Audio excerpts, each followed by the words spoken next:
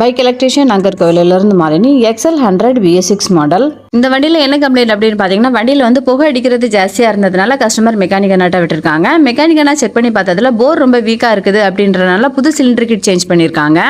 எல்லாமே ரெடி பண்ணி போட்டுட்டு வண்டியை ஸ்டார்ட் பண்ணி பார்த்துருக்காங்க. வண்டி வந்து ஸ்டார்ட் ஆகுது. அதாவது வண்டி வந்து ஸ்டார்ட் ஆகும், ரேஸ் பண்ணும்போது வண்டி ஆஃப் ஆகிடும். அதனால மறுபடியும் இன்ஜினை பிரித்து கேமெல்லாம் செக் பண்ணி பார்த்துருக்காங்க. எல்லாமே கரெக்டாக இருக்குது. அதனால் எல்லாமே ஃபிட் பண்ணிவிட்டு வண்டி வந்து செக் பண்ணி பார்த்துருக்காங்க. சேம் ப்ராப்ளம் சால்வ் ஆகலை. அதனால் நம்மக்கிட்ட கொண்டுட்டு வந்திருந்தாங்க. நம்ம லைன் செக் பண்ணி பார்த்ததுல வண்டியில் இருக்க ECU தான் ப்ராப்ளம்.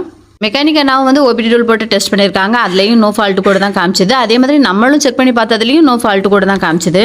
காக்கா உகார பணமெல்லாம் விழுந்த கதையாட்டு மெக்கானிக்கனா இன்ஜின் வேலை பார்க்க போய் ECU போயிடுச்சு. இன்றைக்கி உள்ள BS6 வண்டிங்களோட நிலைமை இப்படியே தான் இருக்குது.